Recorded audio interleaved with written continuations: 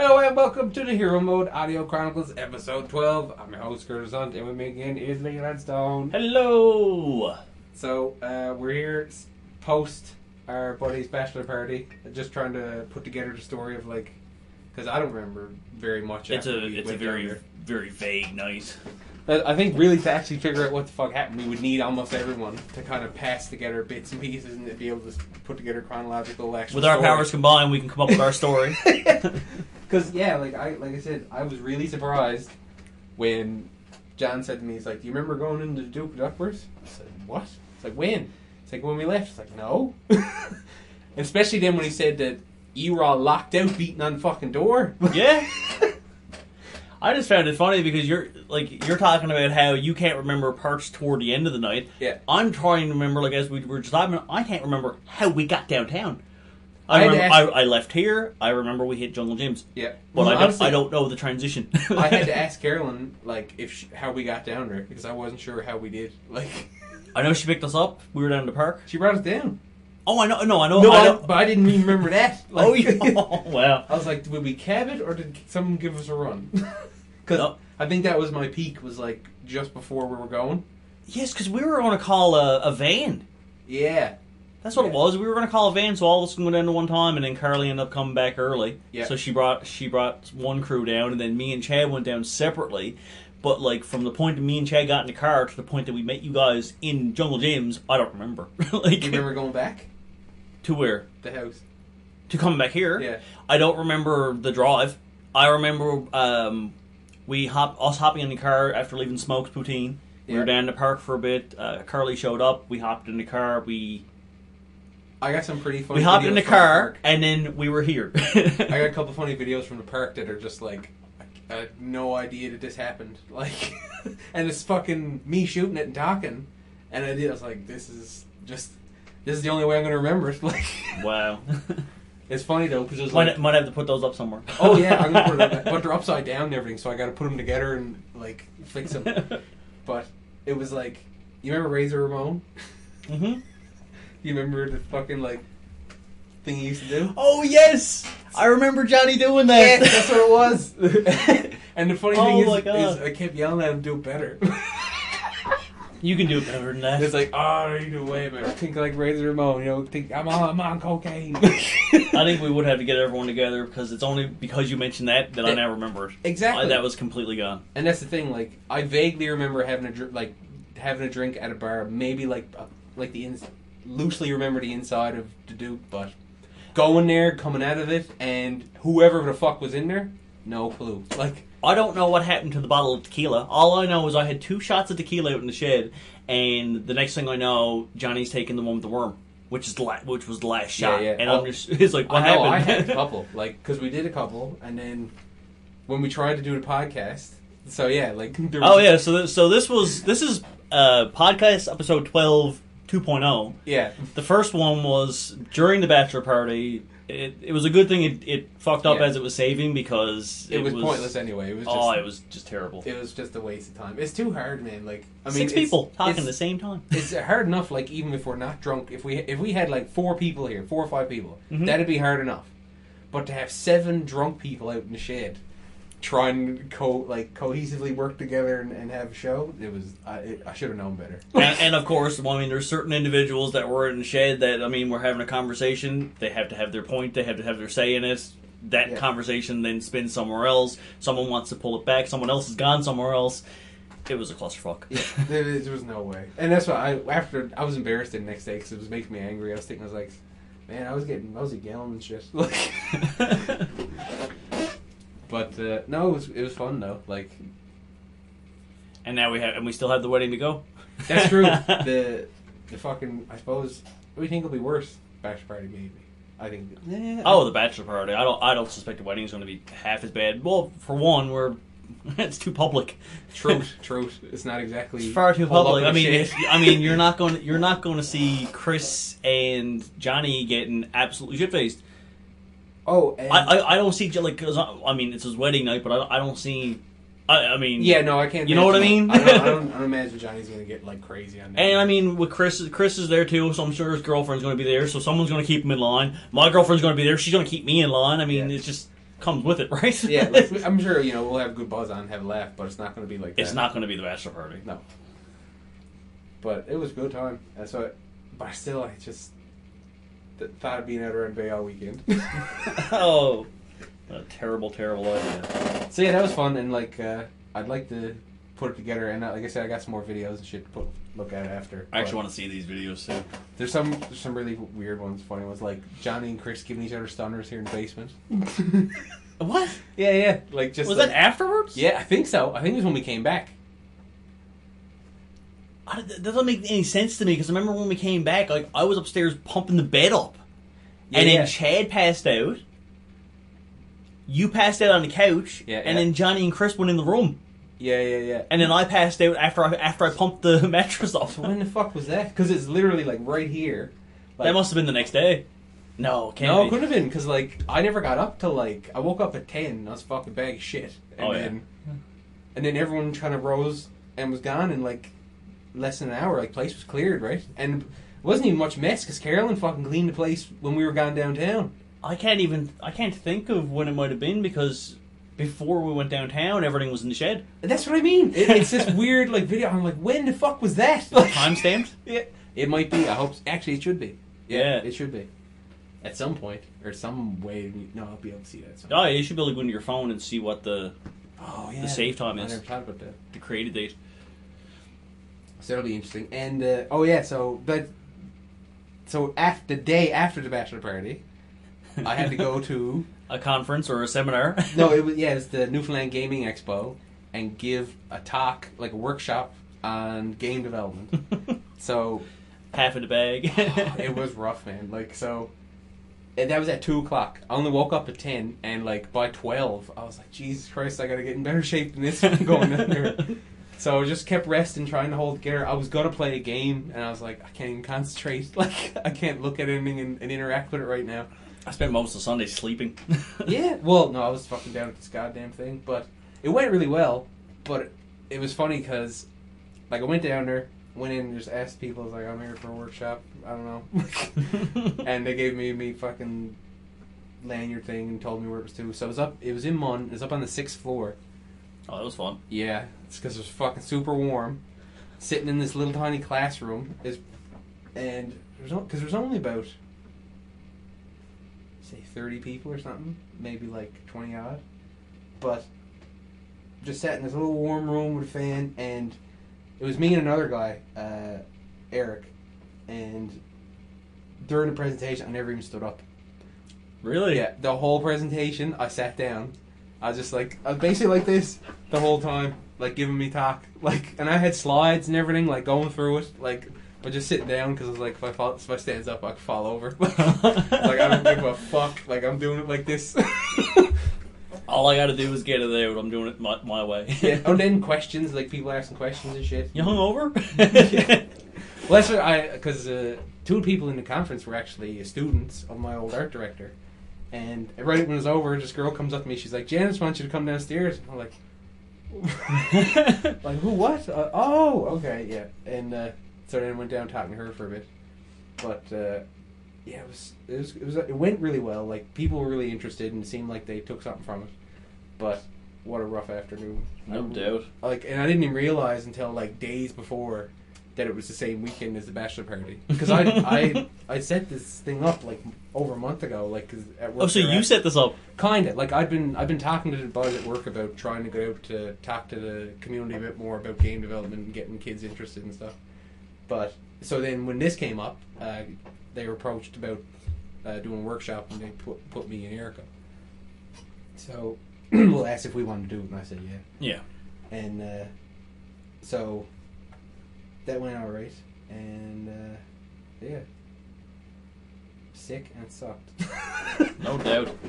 Speaking of gaming workshop, though, Google launched their YouTube Gaming today, which is a streaming service in competition with Twitch, apparently. And I was mentioning it to you because I know that we were talking about doing streaming or like at least online gaming with fans, etc., whatever. That's what I think it'd be a good laugh to do after, like, once we get enough people, like, actually talking back to us, like, getting some fan feedback. Maybe we'll hook up, like, well, yeah, kind of like, you know how I think Maximilian does. He just jumps on like online, and then they'll do like he'll stream. Yeah. Just play, and then fans will jump on to the stream and stuff. And that's what they have available, because you can stream live, or you can just post your videos, right? So we could do these. We could do offline. We could do offline and post them afterwards. And if people say like, well, let's do it live. All right, well, let's stream it.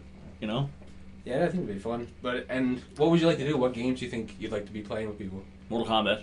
Oh, yeah, definitely. I mean, mostly fighter games, right? Because it's that I don't know how to explain this. Edge, I guess you could say. I mean, it's not like you're going to sit down and play Destiny with a bunch of people. Like, it's kind of with Mortal Kombat or a fighter game, you can have more of a cycle. Like, I can sit down and play a couple rounds with a couple people, then you can hop in. We sit down and play anything else, I could be an hour before anything happens. That's true. Yeah. All right. Yeah, we need something that has short game loops. Exactly. Like, so I mean, something quick, something you can kind of push through quick.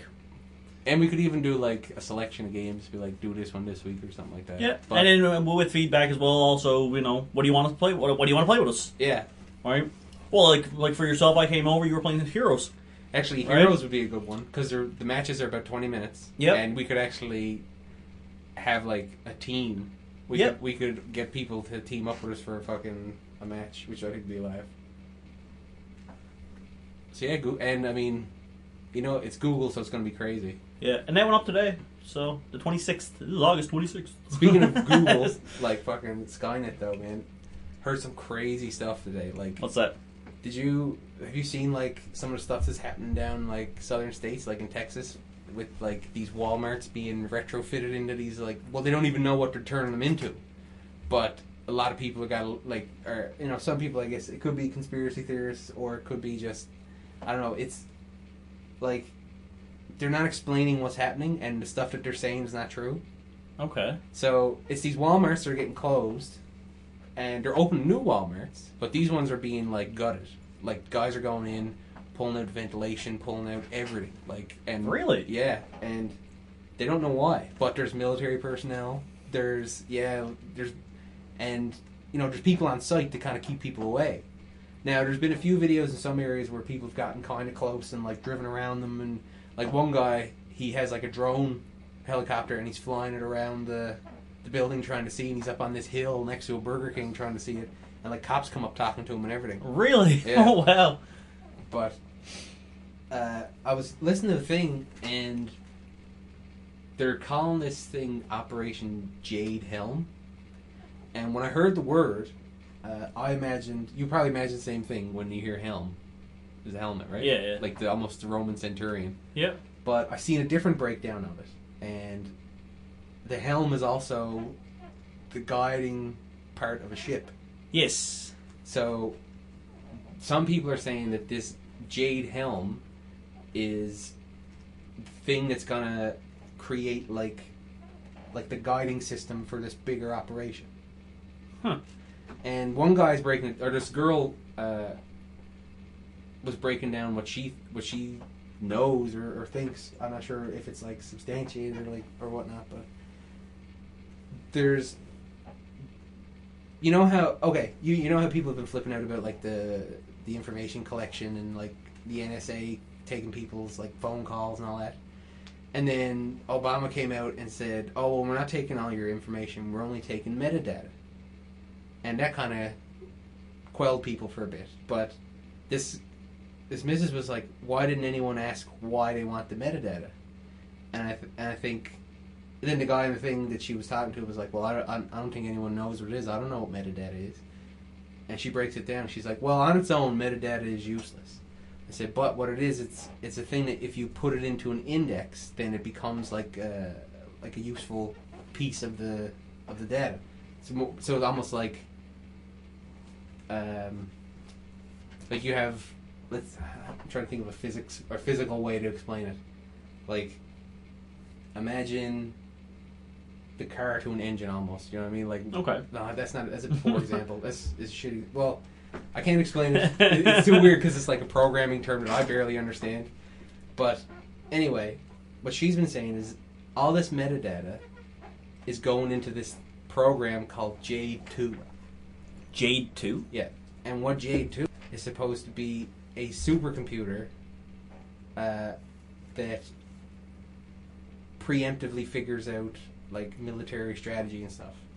But the other part of it is there's all these unmanned vehicles and drones going all through the states, and she said that the metadata is used by the Jade Helm to figure out and preemptively strike. So she was saying like it understands human emotion, like, and it predicts how people will react to certain things. So it's basically Skynet. It's a self-aware military computer that has an army of robots at its disposal and can make its own decisions in a second. Like, they removed the chain of command from their military and replaced it with a supercomputer that will know how to... Did they name it Honored? like next is like the Austrian fucking drones, like... Wow. But it's really creepy shit because it all makes a lot of sense when this missus kind of spelled it out. So I'm curious to see how states are going to play out in the next little while, because everyone's saying that the Jade Helm thing, the operation, and they like governments openly said like, yeah, this Jade Helm operation is going to be about 2 months, but no one knows what it is, like what it's really doing. Like, how many buildings are they retrofitting like this? Like, how many? There's a bunch, but so far I think mostly have been Walmarts in Texas. Interesting. So, but it's concentrated, I guess, in the southern part of the state. So I'm just glad to be in a northern rock. Up and away. Yeah, like my whole thing would have I just hope to fuck them far enough away. Oh man, really? Because I think that place is going to shit. Like, but we're so close too. Like, and we're like their buddy. And Harper's not helping us. Fuck no. And even something else, like something I heard people say a little while ago was, a lot of people say that the American government's shady and does a lot of shitty stuff.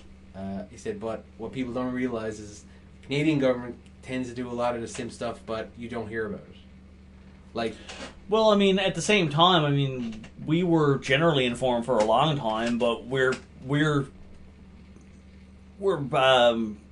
being purposely removed from it now. Yeah. I mean, like, our government now won't tell us anything about anything going on. Yep. Like, we're being kept out of it on purpose. Not that, like, oh, we just haven't told you. No, we're not telling you.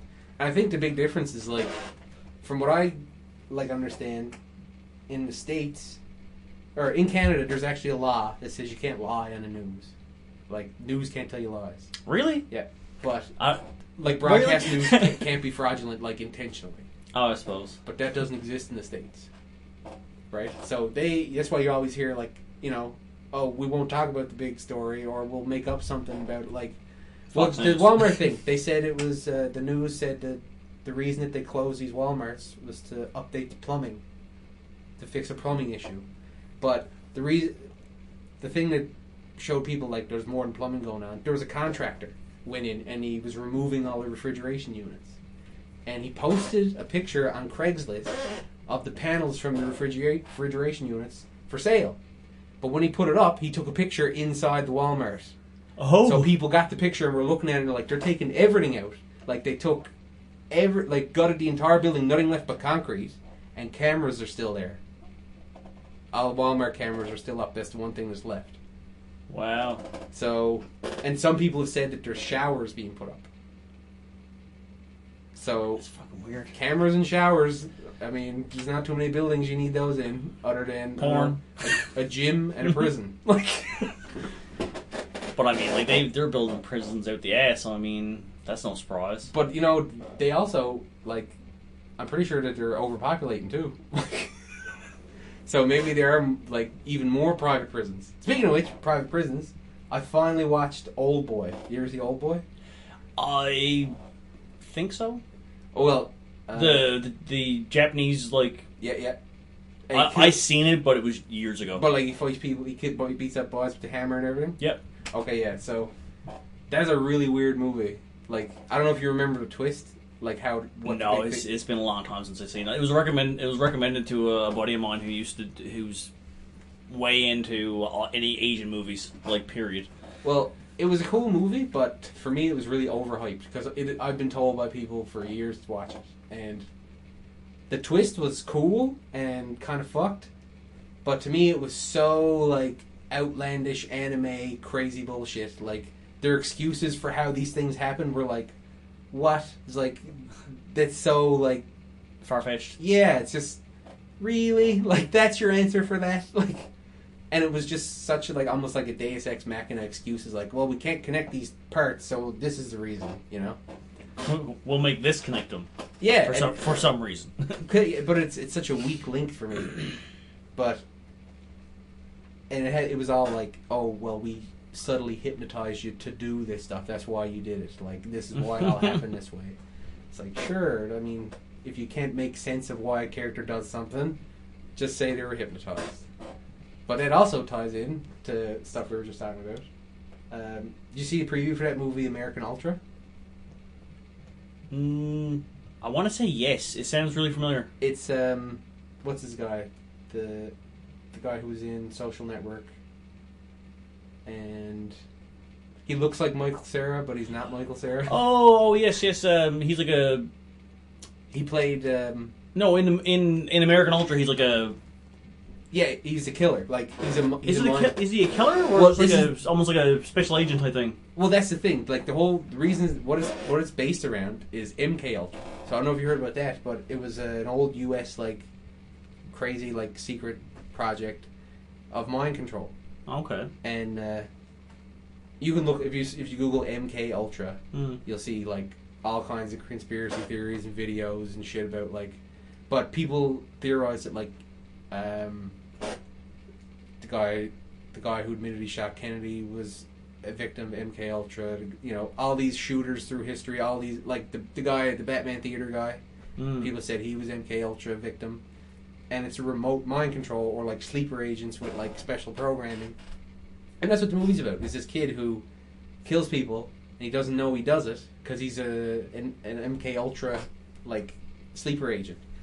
And I find it interesting that, I don't know if maybe it's just like since all this stuff has become like sub-mainstream, that's what informs the movie. But it's also really creepy to think they almost like this almost broadcasts more directly to the mainstream that this is a thing. But at the same time, you remember Men in Black? Yes. I think after Men in Black came out, a whole lot more people believed less in aliens.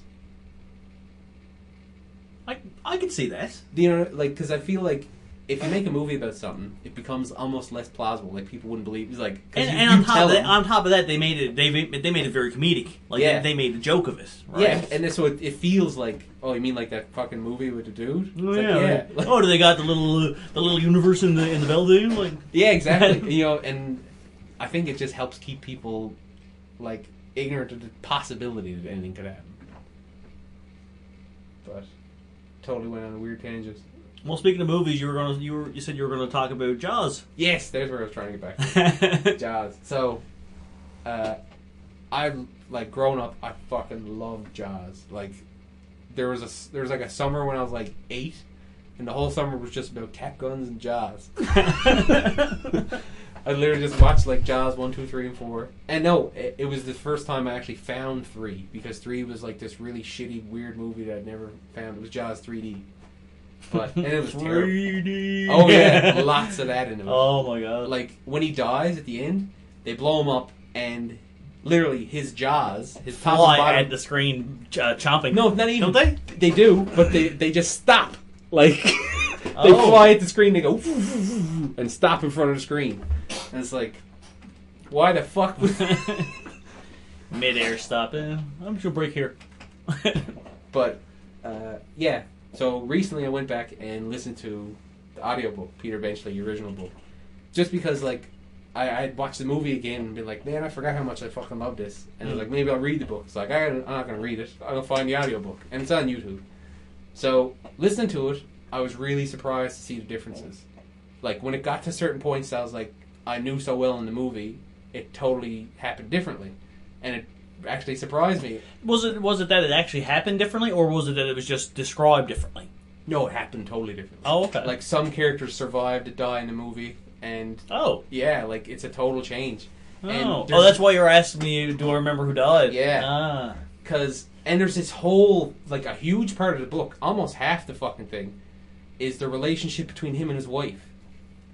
Because it's all about, like... so in the movie, there's a little bit of like social politics with the townspeople because, and this is in the book too, like the whole problem with the shark is that if the beach is closed, the town won't make enough money to sustain itself through the winter. Yeah. Now they don't actually break down why it's so important in the movie for the town to make money, but in the book they go through and actually like detail how the town would break down and eventually not exist if this continued this way. Like, everyone needs to make money in the summer. Oh, wow. So, now, like, the shark becomes this huge problem. Like, it's not just killing people on the beach, it's killing the town. So, Brody's, like, super pressured, and there's, like, semi-mafia style stuff happening where people are like, no, you can't close the beaches. Like, tell him you just can't do it. And he's this lone police chief trying to go against everybody in town, trying to stop the shark and deal with this thing with his wife, which they left out of the movie. So the thing with his wife, so the people that he knows in the movie, like his 30-year-old spoilers. Yeah. Like his wife is like this upper class kind of like, you know, hoity-toity rich people shit, and all the people she knows are too. Okay. But Brody, the main, like the chief, is not like that. He's like this blue-collar, hard-working dude. He used to be a cop in New York. But, you know, she met him and whatever. And in the early part of the book, she's like really bitchy to him, and you get to some of her inner monologue, and she talks about how she misses like that society and like those people and like the good manners and stuff. So she's always saying like how he's got bad manners and stuff. So, and he drinks and he's a bit of like little crass, right? So, and then they don't really care for that kind of stuff.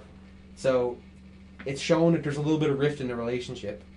And when Hooper, the guy who comes to, he's the shark expert, when he comes to town, she's super interested into him. Like, she's talking to him all the time. It's like she's got a bit of a crush on him. So much so, she cheats on Brody with Hooper.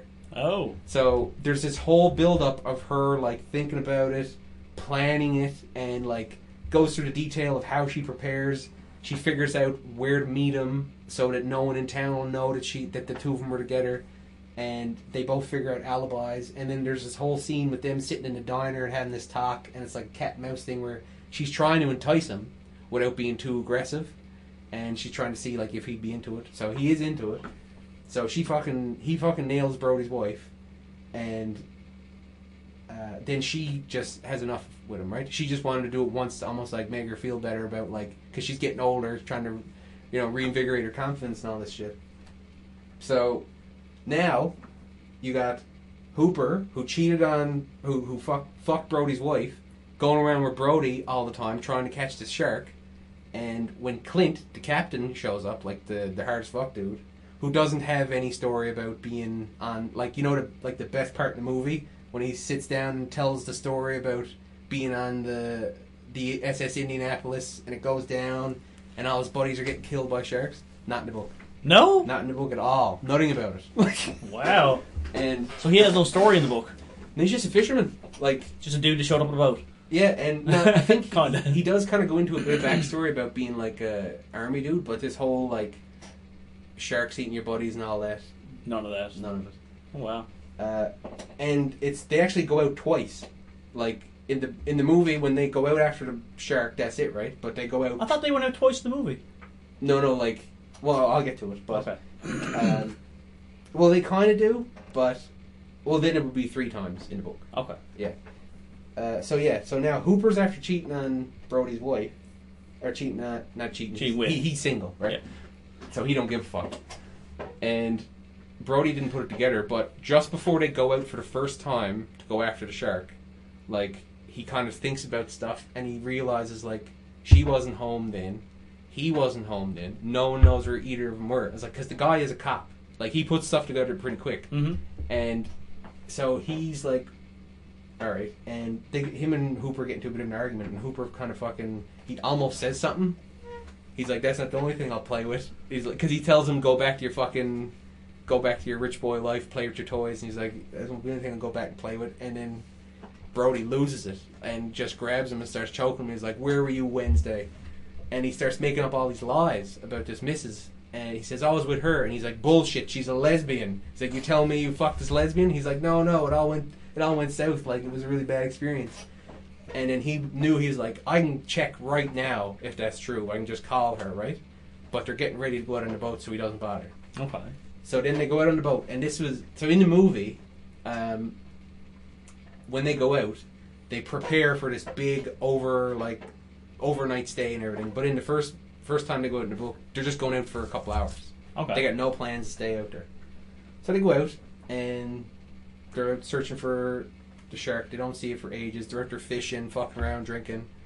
And eventually, he does come. Jaws shows up, and Clint's trying to sink the bear, hit him with the stuff, and they can't do anything. They can't shoot him. And then Hooper says about the cage. And so you remember he goes into the shark cage in the movie, right? Mm-hmm.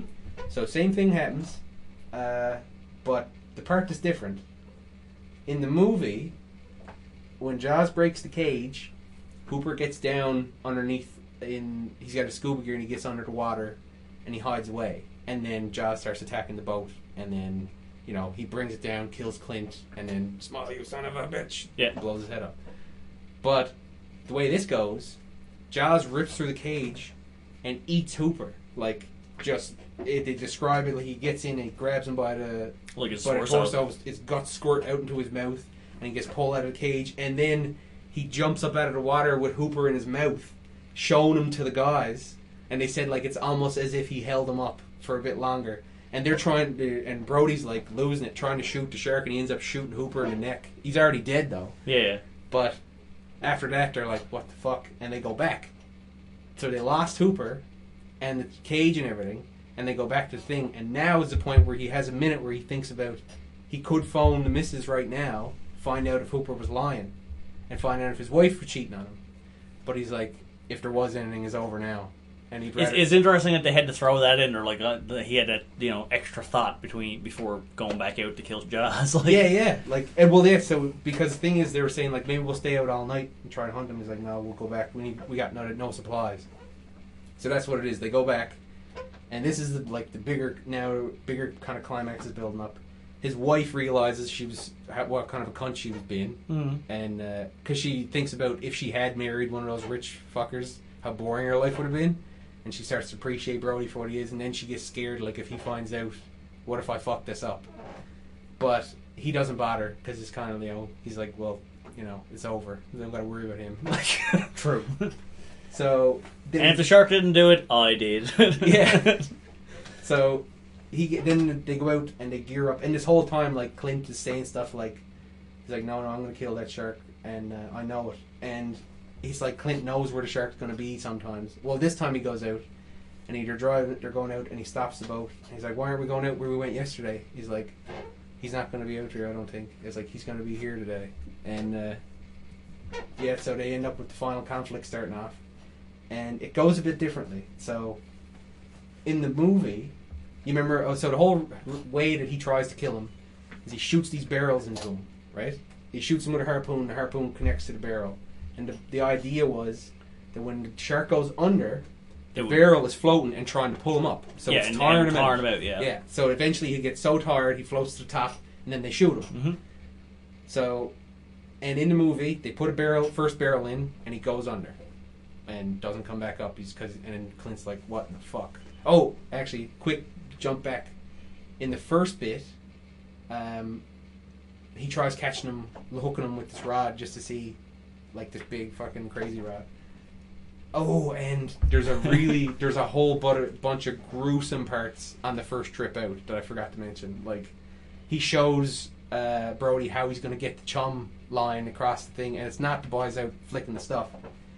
He catches a small blue shark, right, and hooks it up to the boat like he plans to do with the big shark. But as it's in the water, he says, watch this. He cuts open the blue shark's guts and throws it back in the water, and he says, watch, and the shark starts eating itself. As the pieces of its own stomach and stuff are flying in the water and all the blood excites the shark so much that it just snaps after all the flesh, and it just eats itself. Wow. And then they said, more sharks will show up, and he said, he cuts another one up, and they all just start eating themselves. So he's making this huge chum, like blood everywhere to attract the sharks. And then there was another thing. He goes, and I got a secret weapon, and he points to an old barrel. And he goes, take a look inside. And inside is an unborn dolphin fetus. And Hooper's all pissed off about it. He's like, how could you have that? Like, and he was saying about, like, you know, it's not right because he's just, like, uppity, like, save the ocean kind of dude. And Hooper's like, what are you going to stop the drag nets from catching bycatch? Like, you know? And he said, you're going to stop all the, like, he says, like, Chinese fishers from hauling this in? It's like, you can't. Like, it just happens. But, yeah. So they use all that stuff to try and bring the shark in. But, yeah, back to the final conflict. When they shoot him with the barrel. Yeah. So in the movie, he goes under with the barrel. He comes back up. Or no, he goes under, and they're like, whatever, he's gone. And then they go into the boat for the night. And that's when you have the whole story about all that stuff happened. Yeah. And then Jaws attacks the side of the boat. So in the book, they put the barrel in him. He goes under, and then they don't see him for a while, and they're waiting for him. And then they're rocked by something hitting the boat. And that's when he actually did hit the side of the boat and start to sink it. So the boys don't know that it's for sure that it's sinking yet, but as they're fighting him, he's like, check down, and he's like, yeah, we're taking on water. So when they do get the second and third barrel into him, in the movie, when they put the barrels in him, Jaws starts going out to sea, right, running away, and they follow him. Well, in the book, he puts the barrels in him, and then Clint starts driving back to shore because his plan was to kind of leave the barrels in him, let him tire himself out, come back, and he'll see the barrels. Like, he'll find them. But as they go back, like, Jaws is chasing them. So, okay. And he says, like, and it's keeping pace with the boat, like, the whole time he's full throttle. And he's like, he wants a fight. And he's like, fuck it. And he turns off the boat. He's like, let's give him a fight. And they go back, and, you know, he's still trying to shoot him, get the barrels and everything. And there's a point where, you know, in the book, or in the movie when he jumps up on the boat. So that part comes up, except it doesn't come up, well, he kind of does the same thing. But, so he jumps up out of the water, slams down on the boat, and just fucks the boat, right? Sinks it. But when he came up, Clint shoots him in the stomach. And there's huge, like, there's blood just gushing all over the boat from that. So now, at this point, like, they've done a lot of damage to Jaws, right? And so the boat's going down. And the last thing that he shot into his gut that, like, all the blood's shooting out, it was another barrel. But it's not like in the movie where he gets on the end and then he eats him. Yeah. The shark slams onto the boat and then slides off. And the rope that's connected to the last barrel gets snagged around Clint's leg and pulls him off. Okay. So he tries to, like, he yells at Brody for the knife to cut the rope, and he tries to get to him. So they kind of had the same moment where he's trying to grab his hand, but he doesn't get him in time, and he gets dragged under. So now the boat is sinking. Clint has gone underwater. You don't know if he's dead. And Brody's just in the boat, sitting there with nothing. Now, in the movie, he goes into the inside of the deck, and Jaws breaks through the side, and they have that little thing where he grabs the air tank and smashes him and throws it in his mouth. None of that happens. And only thing that happens then is he sees a seat cushion pop up out of the water, and he has a split memory of his buddy telling him that, you know, that's a decent flotation device if in a pinch kind of deal. So he grabs onto that. He doesn't climb the mast or nothing like that with the rifle, none of that. He literally just sits in the water holding on to this flotation thing, and he says, and it comes up like he sees the fin come out of the water like 30 feet away pointing at him, and the barrels and everything, and it's just barreling towards him, and he's like, I'm fucked. Like, he just starts freaking out and screaming, and he just closes his eyes just waiting for the horrible pain that's going to come, and it doesn't come, and he opens his eyes, and the shark is stopped in front of him, like about a foot in front of him, and then it just starts to sink. It starts to just fade down, and then he's holding on the thing, he looks underwater, and he just sees the shark just slowly fading down into the darkness, and Clint is still hung on to him, like still tied onto him, sinking down with him. And that's exactly how it ends. Like, really? Yeah. So what it was is Clint killed him. Clint hit the critical blow when he jumped, and actually finished him, but he hadn't bled out until that last second. Oh. Okay. So the whole smile, you son of a bitch, and blow him apart and everything. That's a movie. Yeah, but that's what I mean. But I had to say, like, I think the movie had the better ending because, like, yeah, I mean that's a little bit of a it's weird, lackluster right? ending, right? That wouldn't have went. I don't think that would have went over as well in the movie. Like that whole thing. Like it would have just been like, really? Like, but then again, I mean, at the same time, like the whole explosions and stuff that brings up to, because I can't remember. Jaws 2 is the same shark, right? well, yeah, it's not the same shark, but it's like I thought it was the same shark. no, because he blows his head off, right? I couldn't remember for sure because like it's been a long time since I've seen it. Yeah. So smile, you son of a bitch, shoot the barrel, shoots the tank, and then so a big explosion for the ending. Yeah. Okay. Yes. Oh, and then in the movie, Hooper is still alive because he was in his scuba gear underneath the water, and he swims up, meets Brody, and they both swim back to shore. But in the book, he gets eaten, and then just Brody gets back, and he's just paddles back by himself. Wow. So it's a huge difference, and then I found out after, I was like, man, that was sick. Like, I was like, I don't know if this actually exists, but I wonder if there was another book. Like, because I know there was 4 movies, but I didn't know if there was actually any more books. And there is a Jaws 2 book that also has a bunch of differences. Really? Yeah, so I'm looking forward now to getting that one. But it's not the same guy who wrote it. But I was reading reviews, and people were saying this is what the movie should have been. Huh. So yeah, Jaws is sick. And I just love those characters. Like, Clint and Brody are just real, deep, like, well-developed characters. You could almost, like, it almost feels like they're real people. Well, I mean, the books do that well anyway. I mean, they give depth to a character, to give incredible detail to the smallest things, like... Well, yeah, and actually, like, it helped. The difference was, like, I felt like in the movie, they more so made the shark feel like it had a conscience, right? But well, I mean, like you were saying, how he held. Well, they don't really do that until the end. Well, yeah. But the difference about what I'm getting to is, like, at the beginning of the book, there's a lot of these points where they actually describe the perspective of the shark. Oh, okay. So it's like it's going through the shark's mind, and it's basically explaining how it's just this big reactionary thing. And it goes to the point of, like, explaining the little mucous membranes on its head and how it gets this vibration, and then it sees, like, oh, there's something over here, and this is the first kill. Then it switches over to the narrative of this girl as she's going out for a swim. And that first kill is way worse, too. Like, you remember in the movie, she just starts swimming, and then she goes, like, pulled down again, and then... Well, in the book, she's out swimming, and she just, like, gets pulled down for a sec like that, and she doesn't really feel any pain or nothing, and then she goes to reach down and feel, and she finds a nub where her leg used to be. Oh, wow. And then she starts flipping out, and then she feels all the, like, feels all the warm liquid pulsing out. She knows she's just bleeding out. And, then it comes right up underneath her, takes her, like, up out of the water, and bites her in half.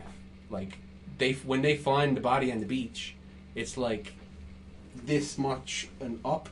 Oh, okay. And they describe how, like, everyone gets fucking sick when they find it, and how gross, like, it is. And same thing with the next one, like, the kid.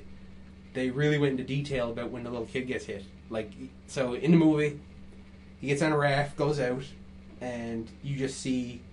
There's a point where he gets hit, and you kind of see a bunch of blood bubbling out of the water, and the shark kind of rolling. But they do a way better job in the book of really making you almost putting you on the beach when it happened. Because the way they describe it, you get all the angles, so you kind of really get the feeling. So they describe what the shark sees when it goes after the kid and all that. But it also describes, like, kind of everyone on the beach and how it kind of just happens. Like, when you're looking at the perspective of the shark, it feels like this grand, crazy event, right? But when they start going from the beach, and they say how it was just this thing that just happened like that, like, because he hits the kid, comes right up out of the water, and comes back down again. And then it's like one guy kind of seen it. But all they see now is just the wake, the splash. And they're like, what the fuck was that? no one's seen it except for one guy who's like, what the fuck? Like, and he kind of seen it. He didn't know for sure what he seen. He seen something gray. I think that was something in the water. Yeah, and so that to me was the creepiest part of that. And it really sunk home the feeling of like what it would be like to be in that scenario of like the killer being there. And it just took someone and you don't even know. Like, there's no... It hasn't clicked yet. Yeah, like, there's not some, like, crazy evil music score that's gonna make it the scene feel insidious. Yeah, it's just... There was a splash in the water. What was that? Oh, you didn't know that a kid just got bitten in half. Like...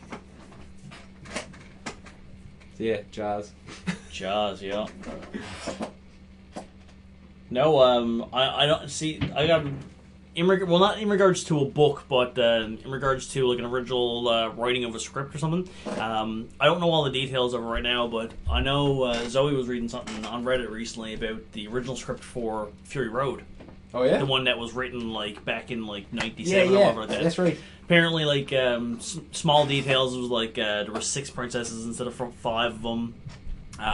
Max was a slave, not a blood bag. He was actually taken out as a navigator. Yeah, like Nux, the skinhead guy. He took him out as a navigator to find Furiosa, as opposed to driving out with. He's Furiosa. My blood bag to stay alive type thing, right? Yeah. But it's just like small little things like that. Like, I mean, they could have done it, but at the same time, I mean, I can kind of understand why they didn't. Right? It's kind of just. Well, I love that movie, and I only watched it recently. Really? I watched it Friday. Really? I watched it the night before the bachelor party. So yeah, did you like it? Oh, I loved it. Like, to me, that was one of the best movies come out in the last little while, and a lot of it had to do with the world building and really making you feel like this place is unique. And what I love about it too is it's its own style. Like, it's not fucking fantasy like Lord of the Rings, and it's not sci-fi. It's its own thing. Like, Mad Max is its own thing. It's kind of sci-fi. Not space sci-fi, but like, But not really, because there's not much science fiction. Like, everything is very... Like, it's all motors and tubes and... Like, it's all real tech. Like, that fucking guitar is real. Oh, that was... Oh, man, when I watched that part where they were driving up and you hear the music and everything going in the background, and then it shows just nothing but the wall of amps and the dude with the fucking bungee cords on him, I'm like, that's sick! But that was fully real. Like, it's a working instrument, and it does all that. Like, that flamethrower. Yeah, like, that dude was really up there fucking doing that. Like, that's wicked. And playing it. Like, that was him playing it.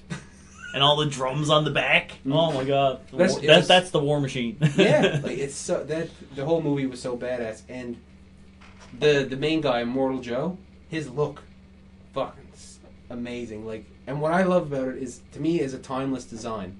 That character, I think you could put in almost anything and he'd work. Like, if I showed you his design on a piece of paper, he'd go into a video game, you wouldn't question it. He could go into anything. Yeah, like, you put, like, it's a beautiful design, and I think it's really resonated with people because if you look online, there's a pile of people making that mask. And a pile of tutorials how to make the mask. Oh, really? Yeah.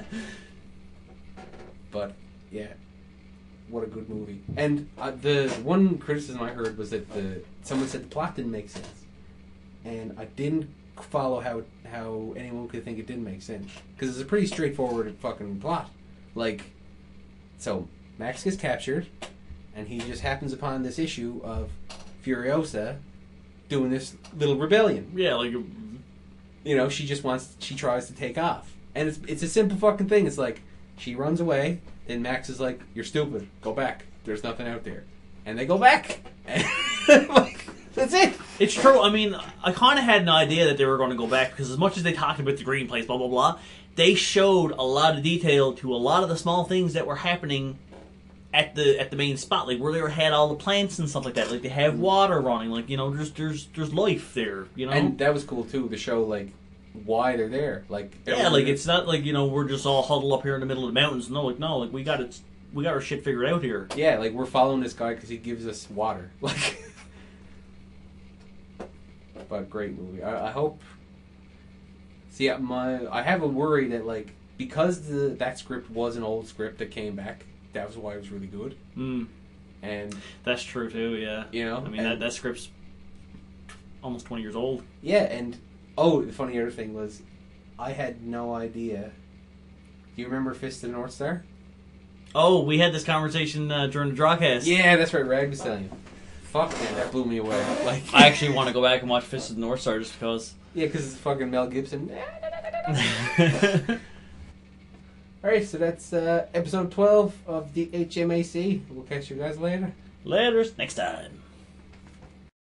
Laters next time. Laters next time.